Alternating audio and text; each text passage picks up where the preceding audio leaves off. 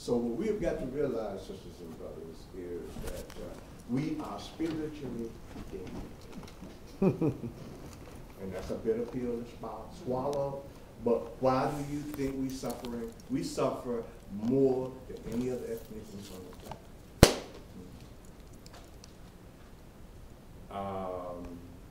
Why do you think that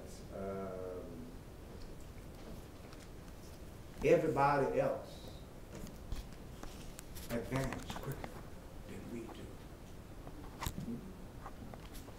Because we're spiritually dead. We don't want to accept that.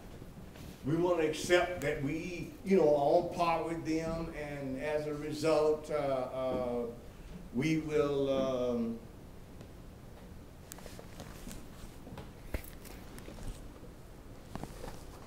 Yes, sir. You all right? Oh yes, brother. I was just looking at this great room as I was hearing that light. I hope I didn't offend anybody. Say what now? I started looking in the room as I started hearing the sound of light. Hearing the sound of light. Yes. Okay. That was just it. I don't know about anything else. Okay. I would just sit here. I read that.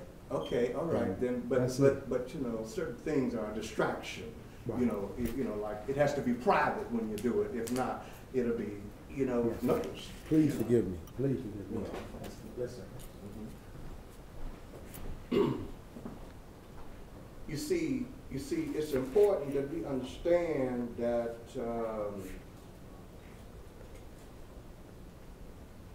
a lot of times we get lost because, in fact, this is where we go when we realize that the knowledge that we have is not taking us where we want to go. This is what inspires us and makes us want to go back to church, or makes us want to go back to an organization, or makes us want to go back to a group, or makes us want to get a particular book or call a particular person, because what we already have is not taking us where we want to go. You see, it's knowledge, but it's not taking us there. It's not a truth that energizes us enough. So we have to keep going back, as the Mao Tse-tung, the revolutionary Chinese, he used to say that religion is the opium of the people. And they have to go to church every Sunday to get their drug fixed. Huh? This is just the way it is. This is just because you can't get it all at one time, at one setting. So be ready for that process, because we're trying to get up out the grave. And the only thing that's going to get you up out of there is knowledge. You see, and see, when they changed the word reincarnation to resurrection, what happened was that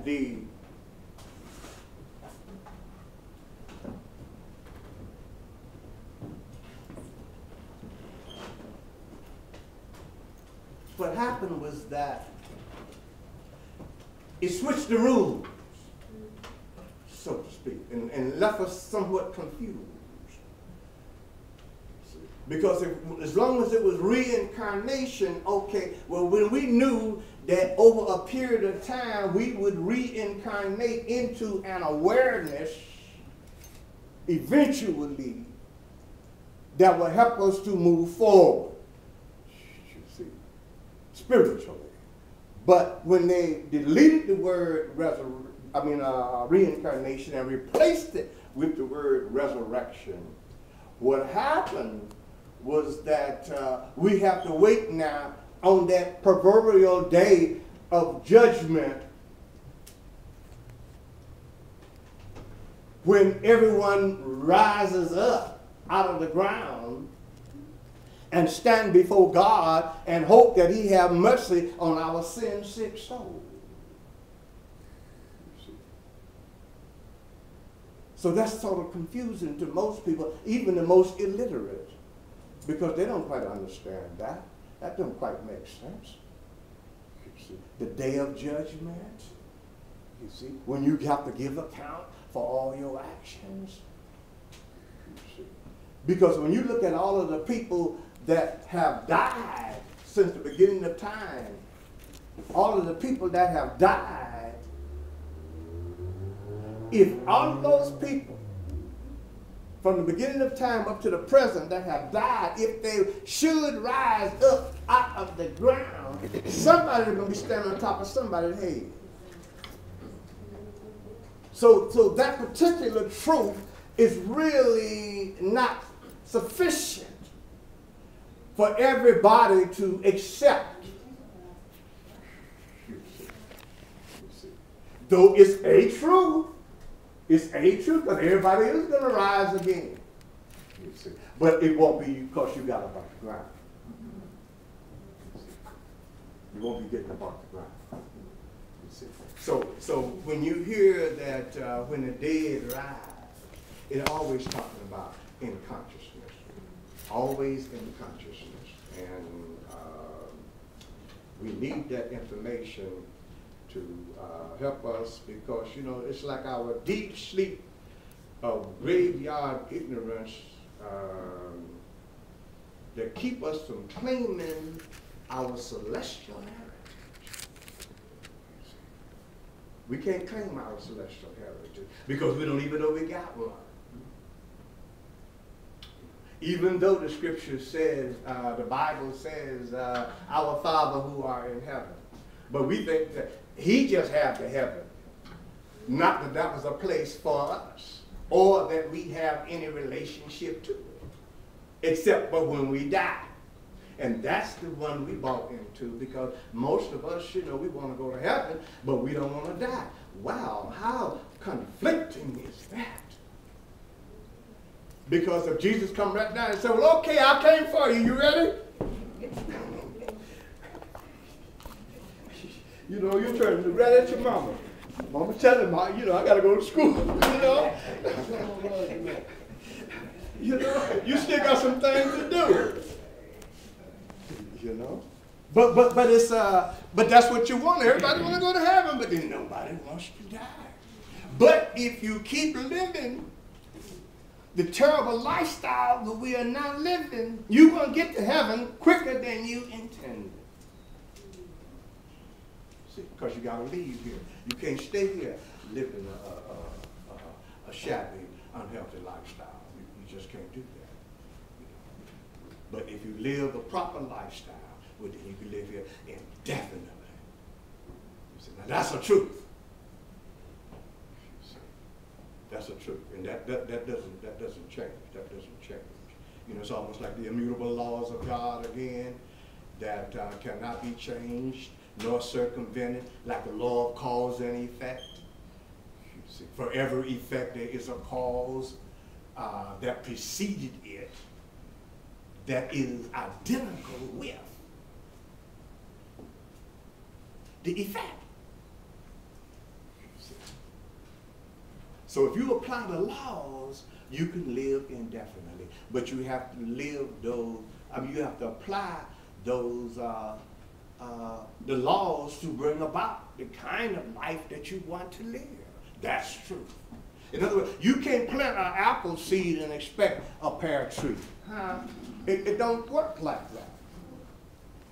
It just don't work that way. You know, you can't plant beans and expect tomatoes. It just don't work like that. You know, everything has its own seed that gave birth to it, and it's identical to it.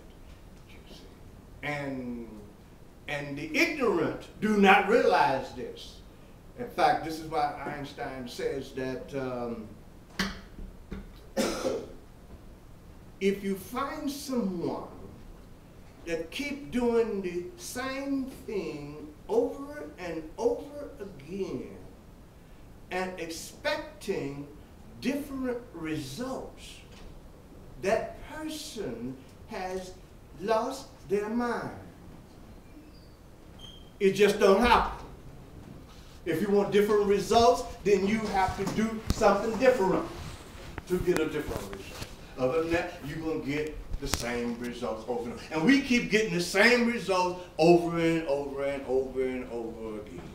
Short-lived relationships, broken promises that are rarely fulfilled. You know, it's the same thing. It's our relationships. We keep applying the same rules, the same laws, and they keep bringing us the same results. And we can't understand why our lives are so messed up. Our thinking is what's messed up. Graveyard ignorance is what messed up. You see, and it's really a pity when you think about it, because this is how they're able to take advantage of us. It's like a little child. Say a little child that's 4 or 5 years old. You know.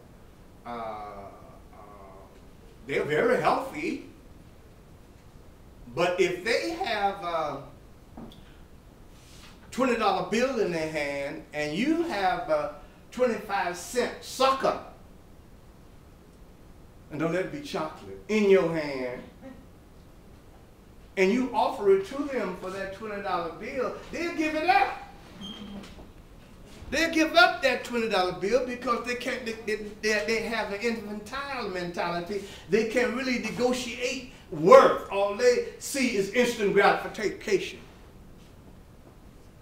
and they'll give it up, not realizing that they could have got many of them. See, and that's the way we are. That's the way we are. You see, and that's the graveyard of spiritual ignorance, where people could take advantage of you like that. Because you simply don't know no better. You don't know no better. So this is what we are talking about. We are talking about the liberating spirit of Libra. Libra helps us to put things into a perspective so that we can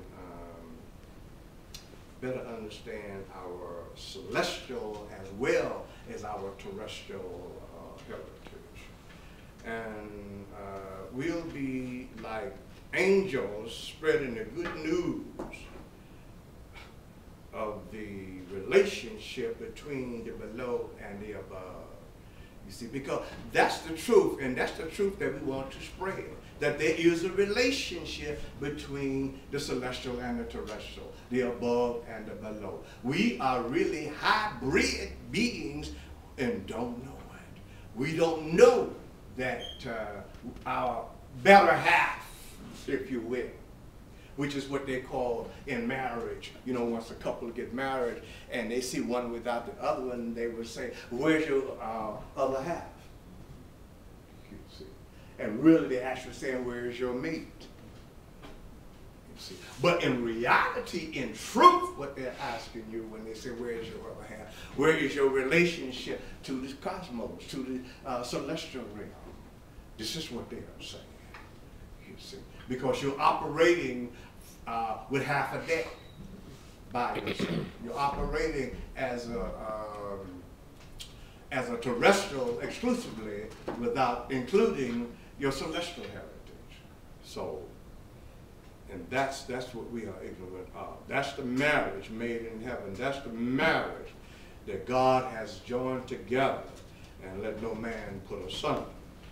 You see. Sisters and brothers, we want to lecture on the liberating spirit of Libra. Libra helps us to make that connect with the above and the below. This is why Libra is like a bar. You see, it has a horizontal line straight underneath it, and then it has one just above it, but it has a horizon, look like a sun over it. You see, it lets you know that the bottom line is really the terrestrial realm, or the celestial equator and the terrestrial realm, but the top line is really the sun realm, because you can see the sun rising, so to speak.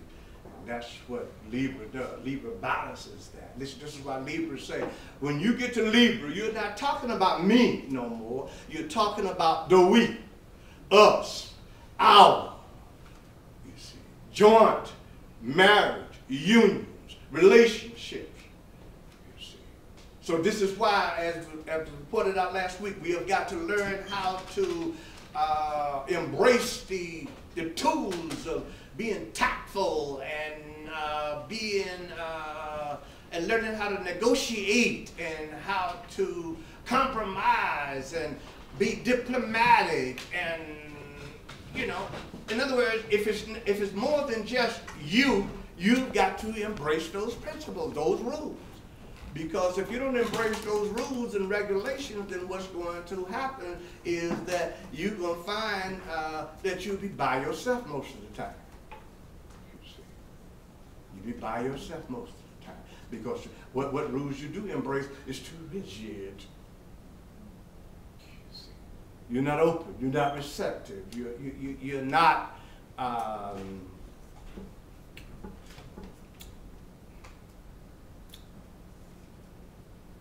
In other words, a lot of people are like this. They're not willing to bend at all. In other words, they're going to be a relationship, they got to bend. And they will make you bend, especially if you mess around and fall in love.